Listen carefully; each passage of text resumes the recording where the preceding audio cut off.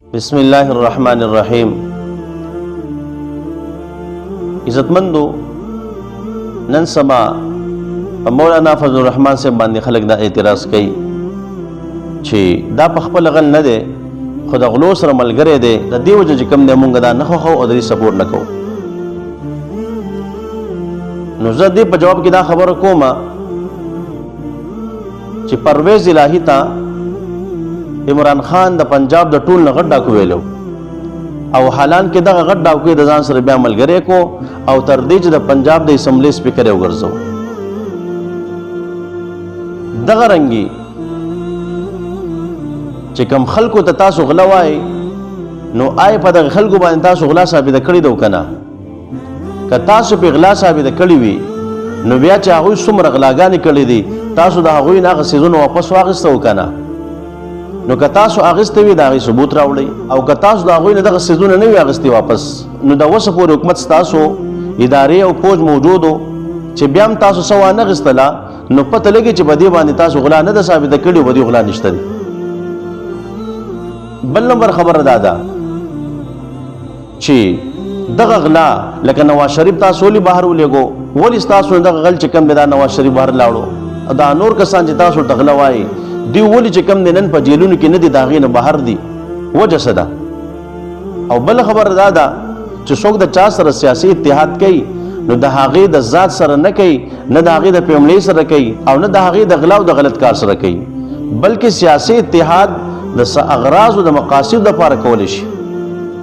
نو موږ به د دغې اغراض او مقاصد لپاره چې کوم دی دغه سیاسي اتحاد کړی وي، نه دا چې د هغوی د ذات سره یا د هغوی د فیملۍ سره یا د هغوی د غلا سره. لکه زه تاسو ته مثال درکو، زما سره چې کوم دی زما مقتدي کینی، هغه ګیره خرئ، دغه رنګې بل مقتدي دی دروغ وایي، بل مقتدي دی هغه ظلم زیاتې کوي. اوس به یو سړی ما ته وایي چې قاري صاحب زموږ ستا نه زړه تور شو. ولې؟ ستا سره چې دا کم کس کینی، دا خو ګیره خرئ، دا خو د نبي علیه صلات وسلام سنت مبارک دی، دا یې خرئ.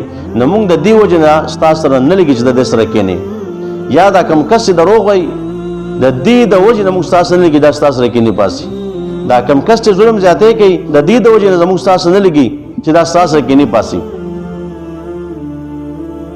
نو اصل کې خبره داسې ده که دا زما سره کینې پاسي، زه دا نه یم چې د دې دا ګیره خرول ښه کار دی، زه دا نه یم چې د دې دا دروغ ښه کار دی، زه دا نه یم چې د دې دا ظلم زیاتې ښه کار دی.